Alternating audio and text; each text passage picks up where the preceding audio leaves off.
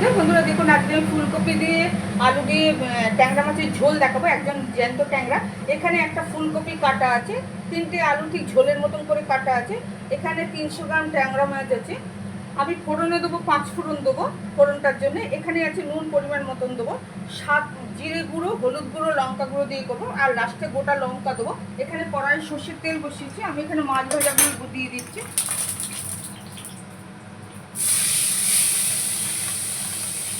আমার চ্যানেলের পাশে আপনারা থাকুন বন্ধুরা। কপিগুলো আমি ভাজছি, ঝোলের কপি।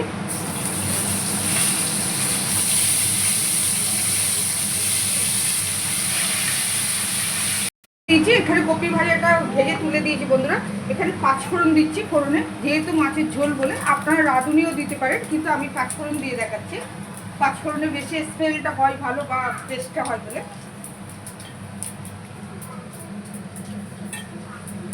একটুখানি বয়েল করে নিয়েছি নুন দিয়ে। এবার আমি আলুটা দিয়ে দিচ্ছি। এখানে আমি দেখিয়েছিলাম জিরে, গুঁড়ো লঙ্কা, হলুদ গুঁড়ো, এটা দিয়ে দিচ্ছি। নুন দেবো না, যেহেতু আমি আলুটা নুন দিয়ে সেদ্ধ করে নিয়েছি বলে ওই জলটাই দেবো আমি। তো জলটা এবার দিয়ে দিচ্ছি।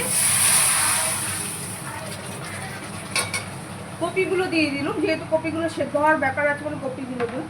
আপনারা আমার চ্যানেলের পাশে থাকুন বন্ধুরা। কাঁচা লঙ্কা দিচ্ছি, যেহেতু গুঁড়ো লঙ্কাটা কম দিয়েছি বলে গোটা কাঁচা লঙ্কা দিচ্ছি। এটা ঝালটা নিজেদের মতন করে খাবেন আপনারা। আচ্ছা, আমি এখানে ট্যাংরা মাছ ভাজাগুলো দিয়ে দিচ্ছি। রেসিপিটা যদি ভালো যদি লাগে বেশি বেশি করে শেয়ার করবেন, লাইক করবেন, কমেন্ট করবেন। চ্যানেলের পাশে থাকার জন্য আপনাদের অদৃশ্য ধন্যবাদ বন্ধুরা। সব করে দেবো।